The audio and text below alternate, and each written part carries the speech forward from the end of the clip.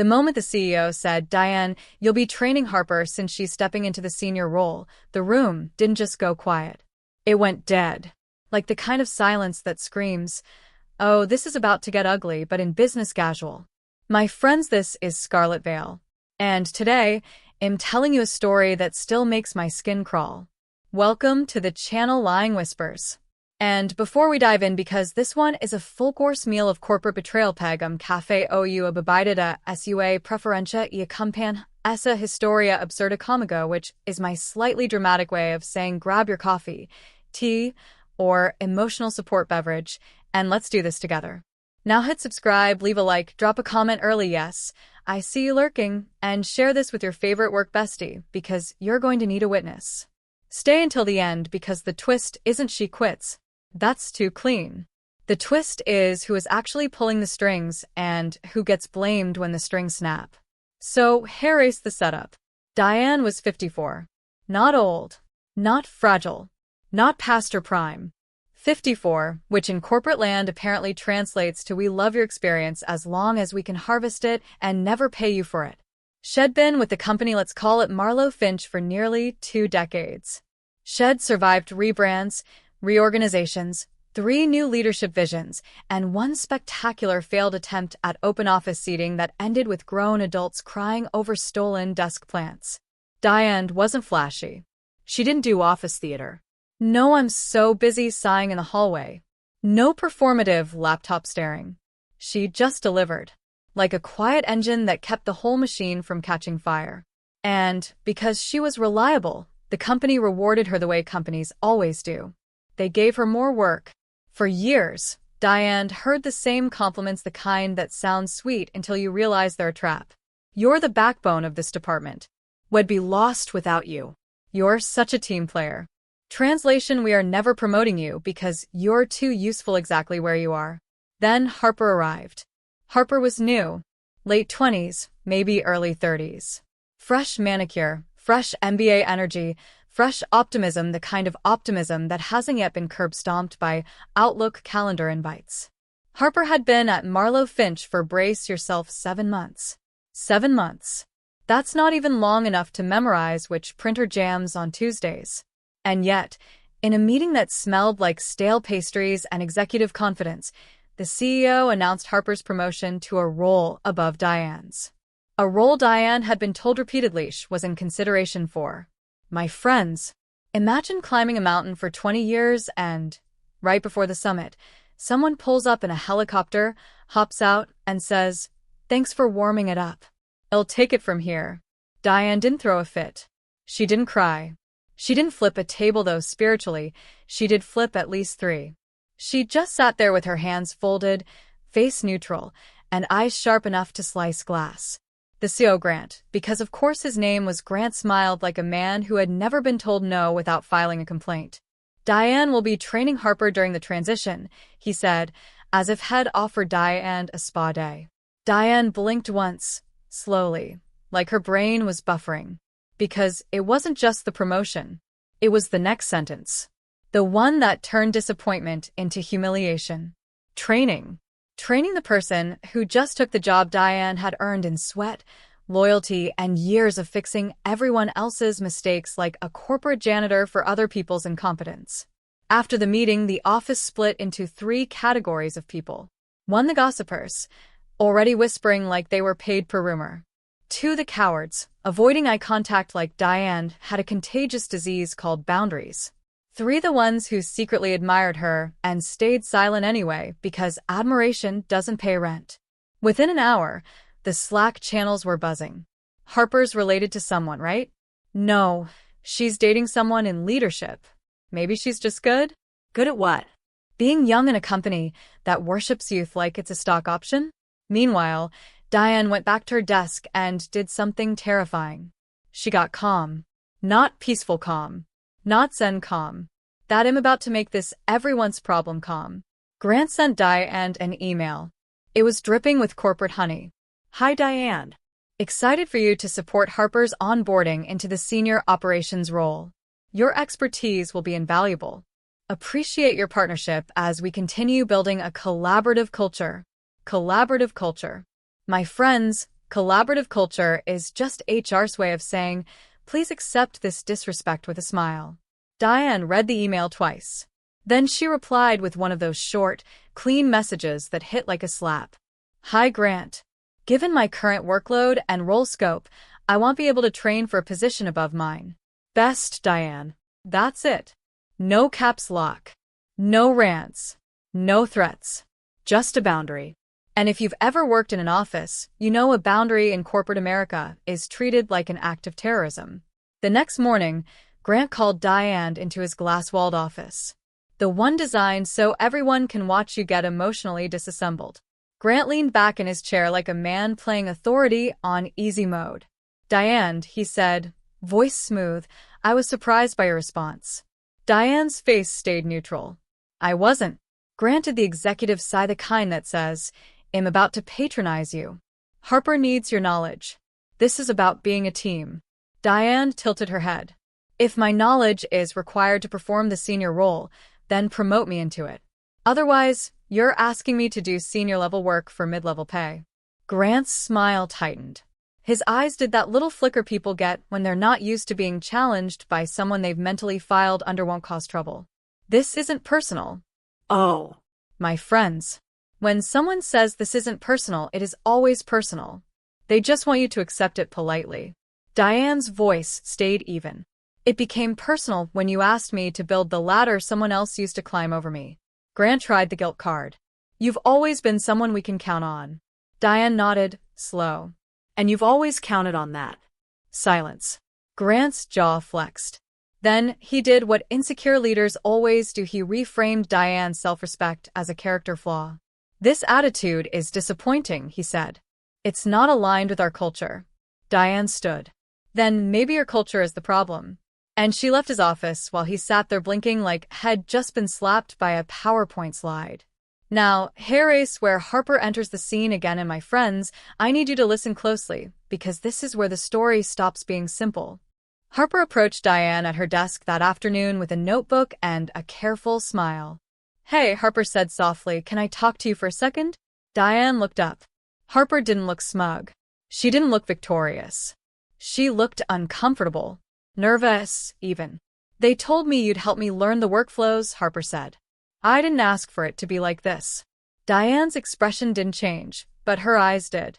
There was something there, tiredness. Not just at Harper, but at the whole situation. I'm not training you, Diane said. Harper's mouth parted slightly. Why? Diane leaned in just a fraction. Because if I train you and you succeed, they'll credit you and forget me. And if you fail, they'll blame me for not teaching you right. Either way, I lose. Harper swallowed. I need this job, Harper whispered. And there it was. The part that makes you pause. Because Harper wasn't a cartoon villain twirling a mustache. She was a real person caught in a system that loves turning women into competitors for scraps. Still, Diane wasn't wrong. A few hours later, an anonymous post appeared on the company's internal gossip page. Yes, they had won. Of course they did. Offices are basically high school with dental insurance. The page was called the Breakroom Oracle, and it posted blind items like it was the financial district's gossip girl. That night, everyone got the ping. Breaking veteran refuses to train her newly promoted boss. Petty or justified. The comment section turned into a gladiator arena. She's bitter. She's protecting herself. It's her job. It's not her job. Harper didn't do anything. Harper took the promotion. This company is a mess. My friends, if you've ever seen adults fight online about workplace morality, you know it gets unhinged fast. People will defend exploitation like it's a personality trait. The next day, HR called Diane in. HR rep's name was Melissa, and Melissa had the kind of smile that says, I am about to ruin your week, but I'll do it with warm tone and soothing words. Diane and Melissa began, we're concerned about team cohesion. Diane didn't blink. How touching. Now you're concerned. Melissa pretended she didn't hear the sarcasm. HR always pretends. It's their main sport. Harper is stepping into leadership, Melissa continued. She needs support. Diane's voice stayed calm. And I needed support when I was passed over after 18 years. Where was HR's concern then? Melissa clicked her pen like she was resetting the script. We value your contributions. That's why we want you to partner in this transition. Diane's mouth twitched. Not quite a smile. More like the face you make when you taste something expired. Partner. You mean do the work for free? Melissa slid a document across the table. A performance improvement plan, she said gently, like she was offering a blanket. A PP, my friends. The corporate kiss of death. The paperwork they used to make firing you feel like it was your choice. Diane read it.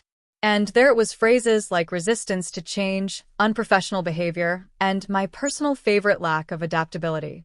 Because nothing screams unadaptable like refusing to be exploited. Diane looked up. So, if I don't train my replacement in being written up? Melissa smiled wider. We're just documenting expectations. Diane nodded slowly. Then I'll document reality.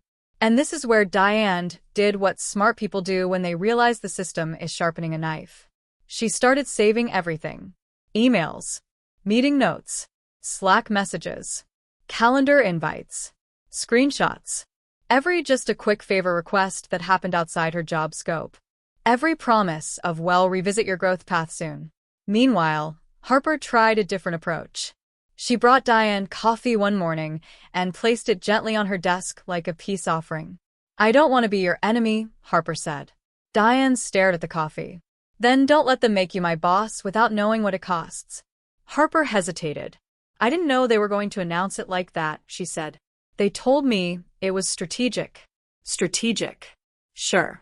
Everything is strategic when it benefits the people at the top. But here's what actually made the whole situation explode. Harper, without training, was thrown into a high-stakes quarterly reporting process. The kind of process Diane had been quietly managing for years because she was the only one who actually understood the messy legacy system. And Harper messed up. Not because she was stupid. Not because she was lazy. Because nobody gave her the history. It was like handing someone a plane mid-flight and saying, okay, sweetie, land it. Also, we removed the instruction manual. The mistake caused delays. Leadership got embarrassed. Clients got annoyed. And once again, the company did what companies do best when they're embarrassed. They looked for a scapegoat. Grant called an emergency meeting. His tone was icy. This wouldn't have happened if Diane had supported Harper properly. Diane sat there with the calm of a woman who has already emotionally quit. Oh, she said softly, so my knowledge was essential. Grant glared. Don't twist this.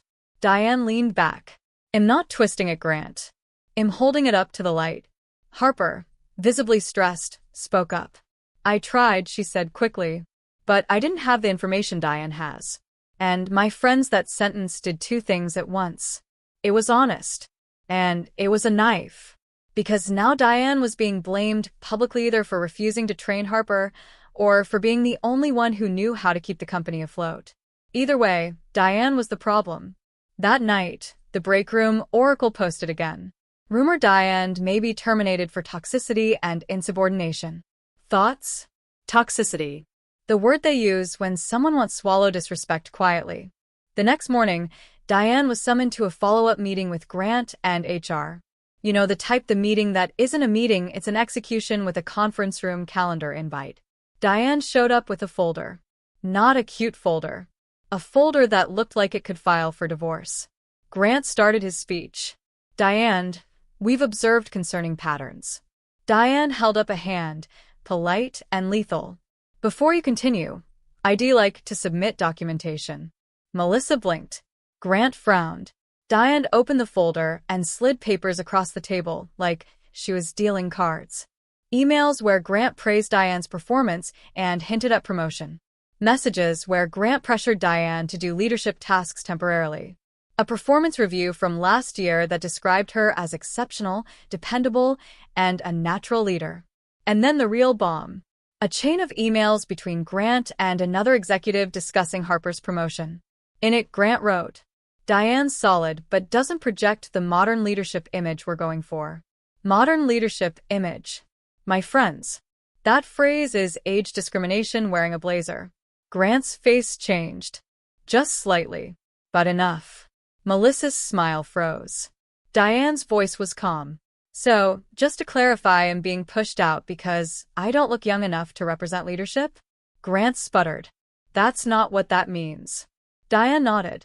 It's what it says. Silence. Melissa cleared her throat. We'll need to escalate this. And Harris, where the plot decides it's not done humiliating people. Because right as Melissa said escalate, Harper was called into the room. Harper walked in, saw the documents, and went pale. Diane looked at her carefully.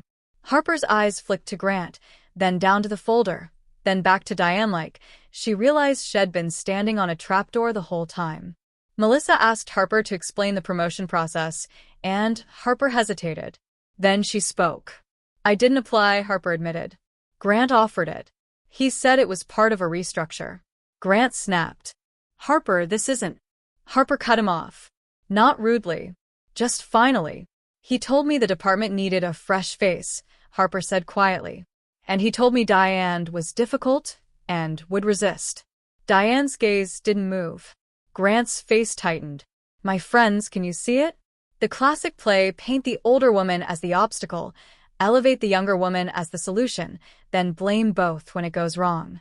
But Harper wasn't done. And Harper added, voice steadier now, he told me I wouldn't need much training because the team would fall in line once the title was official. Oof. Grant looked like someone had ripped his mask off in public. Melissa's pen stopped clicking. And Diane? Diane just sat there, hands folded, with the calm of someone watching the villain write his own confession. The company panicked quietly, of course. Corporate panic always wears a neutral expression and schedules alignment meetings. Within days, Grant was placed on leave pending review. Translation, we're deciding how to remove him without admitting we enabled him. The break room Oracle had a field day. Executive on leave. Age discrimination allegations? Who's really toxic now? Now pause, my friends. If you've made it this far, tap the like. Seriously. You're basically in this office with me at this point, and I need moral support. Harris, what happened next? Leadership reached out to Diane with a sudden shift in tone. You know the one when the company realizes you have receipts and suddenly you're valued again. They offer Diane a new role. A title bump. An actual raise. Real money. Real authority. And the role was brace yourself head of process training and operations excellence. Training. After all that training. Diane laughed. Not out loud. The kind of laugh that happens inside your chest when you realize life is jokes. Harper later found Diane near the elevators and looked like she hadn't slept in a week. I'm sorry, Harper said. I didn't know he was using me like that. Diane studied her. And in that moment, Diane didn't look angry. She looked tired. You weren't the knife, Diane said. You were the handle. And he held you. Harper's eyes got shiny. Are you going to take the new role? And Harris, the part that makes people argue online for hours. Diane said yes. But not the way the company expected. She negotiated. Hard. Clear job scope. Clear authority. Written protections. A commitment to document systems so the company could never trap one person into being the only one who knows. And she required something else. A formal review of promotional practices and a policy against age-coded language like modern image. Because Diane wasn't just protecting herself anymore. She was burning the blueprint. Harper, to her credit, backed Diane publicly. She admitted she'd been offered the role without transparency. She refused to let them frame Diane as the villain. For a few months, it almost looked like a happy ending. Almost. Then came the final twist because of course it did. Diane, after securing the new role and forcing policy changes, resigned anyway. Not in a rage. Not with a dramatic speech. Just a calm, clean resignation email on a Friday afternoon. Harper called her, stunned. Why would you leave now? Harper asked. You finally got what you deserved. Diane's voice on the phone was steady. Because I don't want my dignity to depend on a scandal, Diane said. I don't want to be promoted only when the company is afraid of getting sued. My friends, tell me you didn't feel that in your bones. Diane left, took her expertise, and started consulting. She charged triple. She taught companies how to document processes. She got paid for the knowledge Marlowe Finch tried to extract for free. Harper stayed, And whether you believe it or not, she grew. She learned.